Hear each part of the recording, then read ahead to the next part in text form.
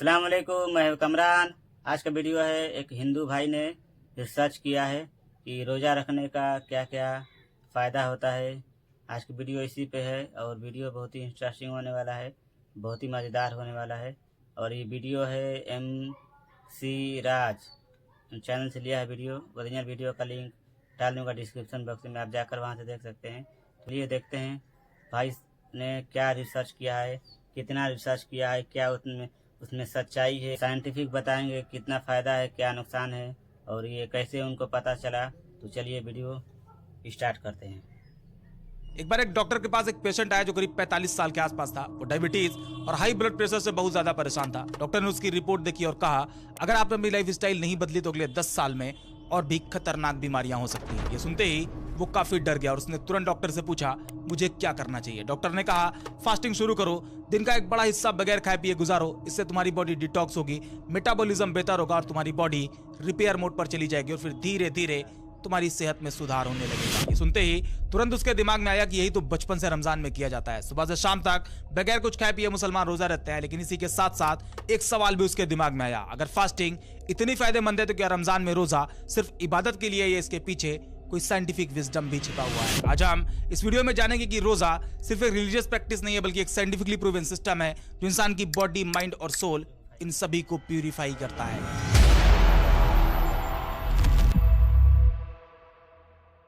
सबसे पहले हम ये जानते हैं कि रोजा की शुरुआत कहां से, और इस्लाम में ये कहां लिखा है कि मुसलमान रोजा रखें। फिर बात करते हैं इसके फायदे पर। लेकिन उससे पहले आपसे एक अपील है कि आप वीडियो तो देखते हो लेकिन लाइक नहीं करते, इसलिए आज इस वीडियो को पहले ही आप लाइक कर दो। इससे इस वीडियो की रीच बढ़ेगी और ज्यादा से ज्यादा लोग इस वीडियो को देख पाएंगे।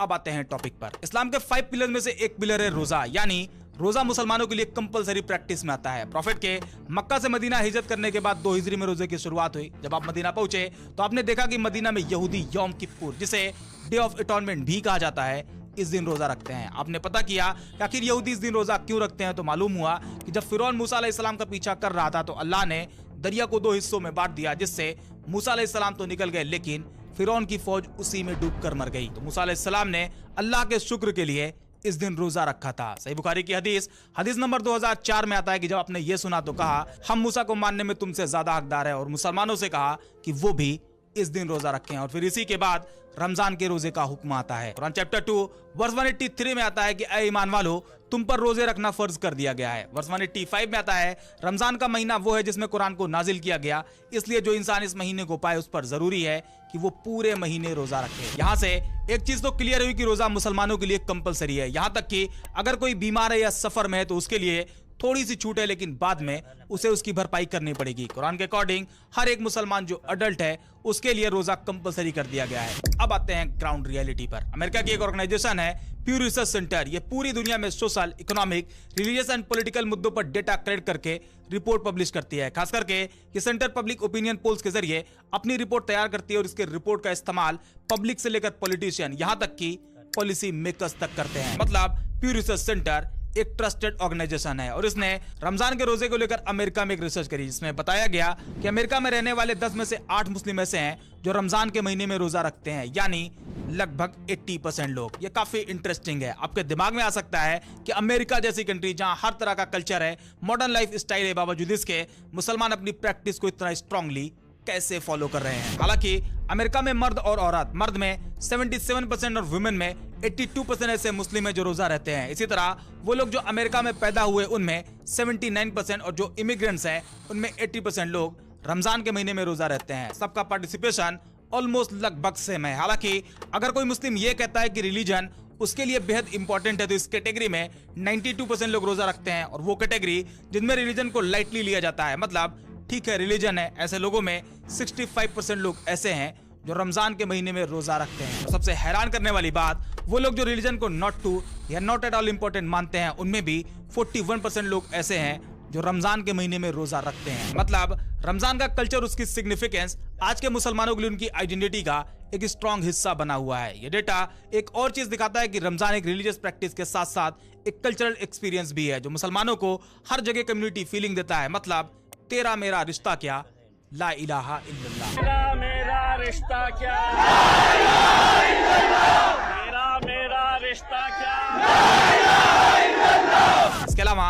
प्यू रिसर्च की एक और रिपोर्ट जो कि वर्ल्ड वाइड करी गई, जिसमें और भी हैरान करने वाले आंकड़े सामने आए, जिसमें थाईलैंड जहां 100% मुस्लिम रोजा रखते हैं, इंडोनेशिया 99%, रशिया 56%, इसके अलावा कैमरून, घाना, तंजानिया, जिबूती, हर जगह कहीं 100%, कहीं 97, तो कहीं 93, तो कहीं 88% मुस्लिम आज भी रोजा रखते हैं। इसके अलावा मुसलमान रमजान के महीने में रोजा क्यों नहीं छोड़ता, इसके फायदे क्या हैं, अब आइए इसे समझते हैं और इसे हम 3 पार्ट में डिवाइड करेंगे। पहला रिलीजियस बेनिफिट, दूसरा spiritual and psychological benefit and तीसरा साइंटिफिक बेनिफिट। और सबसे पहले हम बात करते हैं रिलीजियस बेनिफिट के। इस्लामिक टीचिंग के मुताबिक मुसलमानों के लिए रोजा सिर्फ दुनिया में एक इबादत नहीं है, बल्कि आखिरत के लिए बेहिसाब सवाब यानी नेकी हासिल करने का एक रास्ता भी है। दरअसल मुसलमान इस बात पर यकीन रखते हैं कि इस दुनिया के बाद एक और दुनिया है जिसे आखिरत कहा जाता है, और आखिरत ही उनके लिए असली जगह है जहां वो हमेशा हमेशा रहेंगे। और आखिरत में वो कहां रहेंगे, किस जगह रहेंगे, जन्नत में रहेंगे या जहन्नम में रहेंगे, ये उनके इस दुनिया में किए गए काम पर डिपेंड करेगा। ये उनके ईमान का एक मजबूत हिस्सा है, जहां रमजान के रोजे उनके आखिरत वाले इस कॉन्सेप्ट में एक प्लस पॉइंट ऐड करता है। सही बुखारी की हदीस, जहां हदीस नंबर 1894 में आता है, रोजा दोज़ख यानी जहन्नम से बचने के लिए एक ढाल है। सही बुखारी की एक दूसरी हदीस, हदीस नंबर 1896 में आता है, जन्नत का एक दरवाजा है जिसे अल रैयान कहते हैं। कयामत के दिन इस दरवाजे से सिर्फ रोजेदार जन्नत में जाएंगे, उनके सिवा कोई और इस दरवाजे से दाखिल नहीं हो पाएगा। इस तरह की हदीस की एक पूरा चैप्टर है द फास्टिंग, जहां रमजान के रोजे को लेकर उसके रिलीजियस बेनिफिट जो उसे आखिरत में मिलेंगे उस पर बात करी गई है। आप चाहें तो पढ़ सकते हैं। इसके अलावा एक और इंपॉर्टेंट हिस्सा जो रमजान के रोजे से इंसान को मिलता है, या कह सकते हैं महसूस होता है, जो आखिरत के साथ साथ इस दुनिया में भी काम आता है। रमजान का रोजा दुनिया के गरीब और भूखे लोगों की तकलीफ को समझने का एक जरिया भी है। जब एक रोजा रखने वाला मुसलमान भूख और प्यास महसूस करता है तो उसके दिल में गरीब और भूखे लोगों के लिए नेचुरल एम्पैथी पैदा होती है, और ये एम्पैथी सिर्फ इंसानियत तक ही सीमित नहीं है, बल्कि ये सोशल हार्मनी को भी प्रमोट करता है। ये जो कहा जाता है कि हाँ तुम्हें तो चोट नहीं लगी, तुम क्या जानो दर्द क्या होता है, चोट लगेगी तो पता चलेगा। यहाँ रोजा रहकर इंसान दूसरे इंसान के भूख और प्यास को महसूस कर सकता है, और उसका भी कनेक्शन आखिरत से जाकर मिलता है। इसके अलावा जब एक पूरी कम्युनिटी मिलकर रोजा रखती है और एक साथ इफ्तार में शामिल होती है तो इससे आपसी भाईचारा भी बढ़ता है, जो किसी भी सोसाइटी के लिए, किसी भी कम्युनिटी के लिए, उसकी तरक्की के लिए बेहद इंपॉर्टेंट है। Number 2, spiritual and psychological benefit. जब मुसलमान रोजा रखते हैं तो सिर्फ भूख और प्यास को कंट्रोल नहीं करते, बल्कि अपने डिजायर और इमोशन पर भी कंट्रोल पाते हैं। रोजा उनके लिए एक सेल्फ डिसिप्लिन एक्सरसाइज है जिसे वो कई चीजें सीखते हैं। रमजान के रोजे को लेकर अब तक कई रिपोर्ट पब्लिश करी जा चुकी है जो ये बताती है कि रोजे से इंपल्स कंट्रोल और डिलेड ग्रेटिफिकेशन इंप्रूव होती है। थोड़ा सा आसान करता हूं। इंपल्स कंट्रोल का मतलब होता है अचानक से पैदा होने वाली डिजायर जो बगैर किसी प्लानिंग के बस यूं ही आ जाती है। सिंपल वर्ड में समझें तो इंपल्स वो होता है जब आप बगैर किसी प्लानिंग के रिएक्ट करते हैं, जैसे भूख लगते ही कुछ खाने लगते हैं, ये एक इंपल्स एक्शन है। गुस्सा आते ही बगैर कुछ सोचे समझे किसी से भी लड़ जाते हैं, ये भी एक इंपल्सिव बिहेवियर में आता है। और रोजा इंसान को यही इंपल्स कंट्रोल करना सिखाता है, और जो इंसान अपनी छोटी छोटी डिजायर को कंट्रोल करना सीख लेता है वो लाइफ में बड़े डिसीजन बड़ी आसानी से लेना सीख जाता है। आप यहाँ पर गौर करें, जो आदमी अपनी भूख को सहने का पेशेंस रख सकता है वो अपने कैरियर, रिलेशनशिप और पर्सनल ग्रोथ में भी फोकस मेंटेन रख सकता है, साथ ही एक बैलेंस माइंडसेट के साथ स्पिरिचुअल ग्रोथ की तरफ आगे बढ़ सकता है। रमजान का ये पूरा महीना, रमजान के ये सभी रोजे इंसान के अंदर एक पावरफुल माइंडसेट डेवलप करने में काफी मदद देता है। मेंटल क्लैरिटी बढ़ती है। रोजे के दौरान कार्टिसोल हार्मोन, जिसे स्ट्रेस हार्मोन भी कहा जाता है, इसमें कमी आती है। हालांकि इसके कम प्रोड्यूस होने की वजह से कई एक फायदे हैं, जिसमें एक है जो इंसान के माइंड को काम एंड फोकस्ड बनाता है। यहां तक आप इतना तो समझ गए होंगे कि रोजा मुसलमानों के लिए एक कंपलसरी प्रैक्टिस है, लेकिन साथ ही साथ उनके साइकोलॉजिकल स्ट्रेंथ के लिए भी बेनिफिशियल है, जो उसे अपनी जिंदगी के हर पहलू में कहीं ना कहीं जरूर फायदा देता है। अब आते हैं तीसरे नंबर पर, साइंटिफिक बेनिफिट, और ये पार्ट मोस्ट इंपॉर्टेंट है। आप गौर करें, आपको एक ऐसी प्रैक्टिस मिले जो आपकी बॉडी को डिटॉक्स करे, वेट लॉस में सपोर्ट करे, यहां तक कि आपके डायबिटीज रिस्क को भी कम कर दे। अब ये सुनकर लगेगा कि शायद ये कोई सुपर एक्सपेंसिव मेडिकल ट्रीटमेंट होगा, लेकिन नहीं, ये इंटरमिटेंट फास्टिंग यानी रोजा है। कैसे? अब आइए इसे समझते हैं। फास्टिंग, जिसे मुसलमान रोजा कहते हैं, जिसके मेडिकली कई फायदे हैं, जैसे इंसुलिन सेंसिटिविटी कंट्रोल होती है। थोड़ा सा आसान करते हैं। इंसुलिन सेंसिटिविटी का मतलब है कि आपकी बॉडी इंसुलिन हार्मोन को कितना अच्छा रिस्पांस दे रही है। इंसुलिन एक टाइप का हार्मोन है जो ब्लड शुगर यानी ग्लूकोज को सेल्स तक पहुंचाने का काम करता है। अब अगर आपकी इंसुलिन सेंसिटिविटी हाई होती है तो आपकी सेल्स कम इंसुलिन में ही ग्लूकोज एब्जॉर्ब कर लेती है, लेकिन अगर इंसुलिन सेंसिटिविटी कम हो जाए तो सेल्स ग्लूकोज एब्जॉर्ब नहीं कर पाता, जिससे ब्लड शुगर बढ़ने लगता है और डायबिटीज का खतरा कई गुना बढ़ जाता है। और फास्टिंग यानी रोजा इंसुलिन सेंसिटिविटी को इंप्रूव करता है। जब कोई रोजा रखता है यानी फास्टिंग करता है तो बॉडी इंसुलिन का ज्यादा अच्छा रिस्पांस देने लगती है। रिसर्च भी बताती है कि रोजा इंसुलिन रेजिस्टेंस को तोड़ता है और ब्लड शुगर लेवल स्टेबल रखता है। इसके अलावा लिपिड प्रोफाइल इंप्रूवमेंट भी देखने को मिलती है जो कि हार्ट के लिए फायदेमंद है। रोजा रखने से 2 टाइप के कोलेस्ट्रॉल जो कि हार्ट के केस में मैनेज जाते हैं, जिसमें एक एलडीएल जिसके जमने से हार्ट अटैक का रिस्क बढ़ता है। फास्टिंग इस एलडीएल को कम रखने में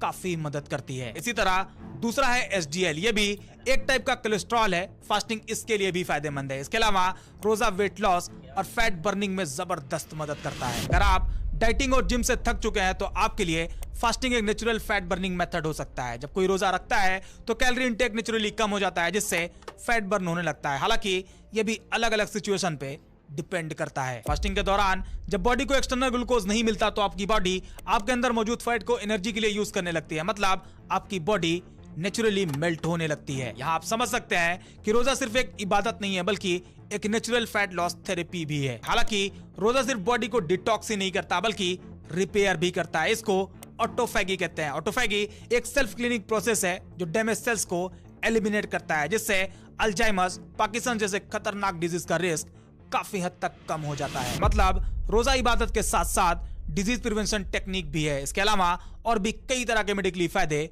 रोजे के दौरान मिलते हैं। अब तक आप समझ गए होंगे कि रोजा सिर्फ एक रिलीजियस एक्ट नहीं है बल्कि एक नेचुरली हेल्थ रिबूट भी है जो इंसान के लिए बेहद फायदेमंद है। रोजा सिर्फ एक इबादत नहीं है बल्कि एक पूरा लाइफस्टाइल ट्रांसफॉर्मेशन है। ये सिर्फ भूख और प्यास सहने का नाम नहीं है बल्कि self discipline, patience, mental clarity और बॉडी हीलिंग का एक नेचुरल प्रोसेस है। रोजा इंसान की बॉडी, माइंड और सोल इन तीनों को डिटॉक्स करता है और इंसान को स्पिरिचुअली और साइंटिफिकली दोनों तरह से बेहतरीन फायदा देता है। बस शर्त इतनी है, रोजा रोजे की तरह रखा जाए, ना कि पूरे दिन सोया जाए। सहरी सहरी की तरह की जाए, ना कि चच्चा के वलीमा की तरह। यह महीना आपके लिए एक चैलेंज नहीं बल्कि एक ट्रेनिंग है जो आपकी पूरी जिंदगी बेहतर बना सकती है। इसलिए रोजे को फर्ज के साथ साथ एक अपॉर्चुनिटी भी समझें, एक बेहतर इंसान बनने की, एक मजबूत ईमान रखने की और एक हेल्दी लाइफस्टाइल जीने की। उम्मीद करते हैं ये वीडियो आपको पसंद आई होगी। अगर हाँ तो लाइक, शेयर और सब्सक्राइब जरूर करें। बाकी मिलते हैं नेक्स्ट वीडियो में एक और इंटरेस्टिंग टॉपिक के साथ।